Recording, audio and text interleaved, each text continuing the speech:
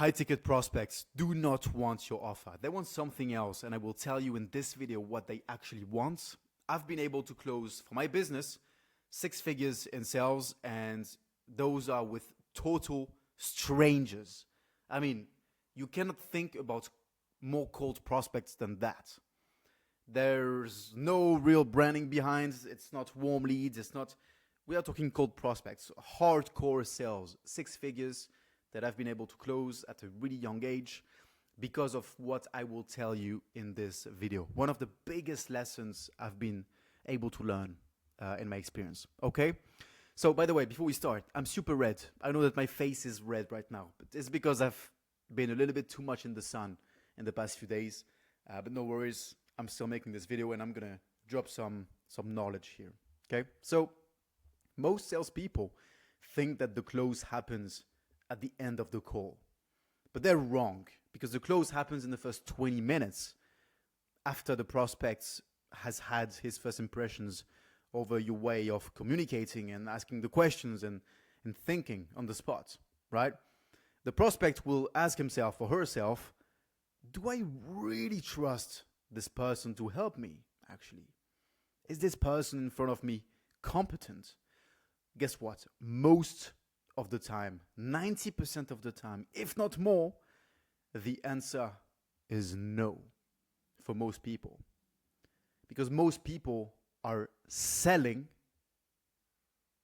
instead of solving, right? So if you want to be able to close bigger deals and better deals, you will need to create more trust with your prospects, okay? And a big part of trust is dropping the script and thinking for yourself for a minute or two in the call, actually, and problem solve. It makes the whole conversation way more interesting anyways, instead of just reciting the script every single time. Especially if you don't have product market fit yet, you need to be more creative for you to sell those deals, right? If you have a proven sales process and you can just recite the script, great, fair enough. If you have 50% close rate and it all works fine, great. But most people listening to me right now, it's not their case. In which case, you need to listen to me right now. So over the past few months, I've been sold to by dozens of people. High ticket, low ticket, training, coaching, softwares, you name it. And every single time, the experience was awful. And I was always super excited to get on those calls because I want to analyze sales processes, right? I'm passionate about this. I want to check out what other people are doing, other businesses, what are they doing? What are their performances? Maybe there's some lessons in there. But every single time it was super awful, the experience. Why? Because I had a pitch, a flow. It was super fixed, rigid, and I could feel that they had a mask. It wasn't genuine. They didn't really care about my business. They only cared about closing the deal, and I didn't buy. So they didn't actually close the deal. Not because the product necessarily sucked, but actually because the person was disconnected. So this is what we need to fix. We need to fix the disconnection that you might have with your prospects. You need to be more present. You need to be connected with your prospects.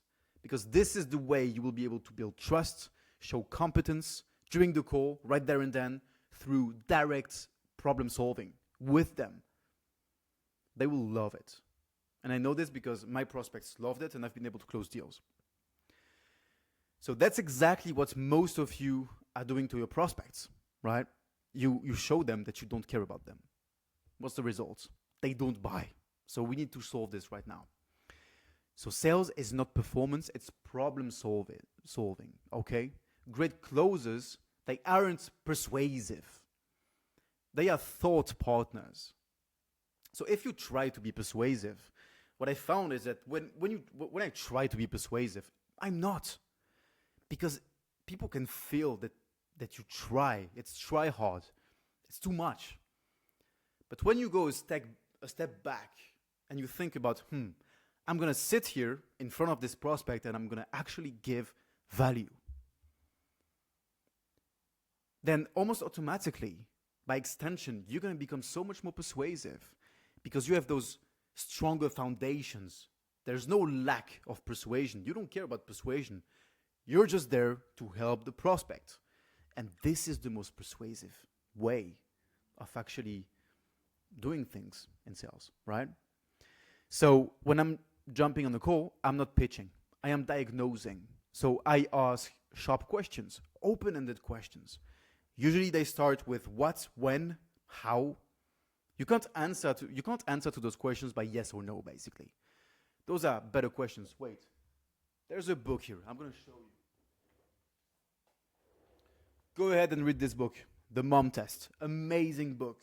It's an amazing book on what are good questions you can actually ask, right? There are good and bad questions. If you want to become good at sales, you need to ask good questions, better questions, okay? So it does make sense to read this book. Go ahead. The Mom Test by Rob. Go ahead. So just in the last 2 weeks, we closed 30K in deals, and there's no fancy funnel, there's no specific follow-up sequence, just calls. Now, don't get me wrong, funnels, follow-up sequences, even pre-call sequences, they're great, and they are needed. I would advise anyone to have those. Yes, go ahead. But if you have all of those funnels and those sequences nailed down, but you jump in the call, and you have such a poor performance that there's zero trust, your prospects won't buy.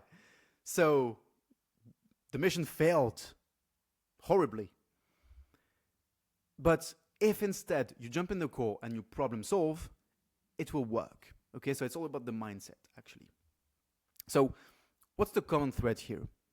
I helped the prospects untangle the real problem in 30 minutes. And one guy literally said that he loved our call. He felt it was different. It's not the usual sales process. It's not fishy. And they buy. So that's what happens when you stop trying to perform and you start solving. Okay? Once you know how to solve, then you can start to perform. But solving during the call, this is the actual foundation that you need as a business owner to actually sell better, instead of trying to perform, right? At first. Try to solve, then you can add the performance element to the sales, and you'll crush it.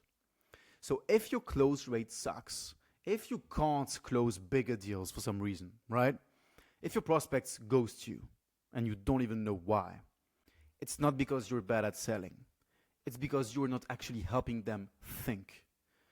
Stop hiding behind scripts. Stop pitching too early. Instead, go deep with the questions. Go read this freaking book here, The Mom Test, and build the solution with your prospects. Start building the scope of the project together with your prospect, and you're going to see the difference, I promise you. And this is exactly how you will become irreplaceable. Because in 2025, it's all about human nature. They want to feel understood. They want human interaction, connection. Buyers don't want to be closed. They want to be understood, okay? So, gents, if you are in sales, especially in B2B, and you want to close bigger deals and better deals without playing the performance game, then follow me here and join the movement. If you want deeper breakdowns, frameworks, real strategies, if you want to see me also reviewing one of my own sales calls, telling you what really worked, why I closed the deal, and also what didn't work, I'm going to be 100% transparent with you guys and telling you, hey, on this side, I wasn't good. I will need to be better. And this is exactly how I will implement solutions to be better. Then join my school community, because we drop tactical and strategical lessons every single week to help you close better, faster, and cleaner and have a bigger business. Have a good evening.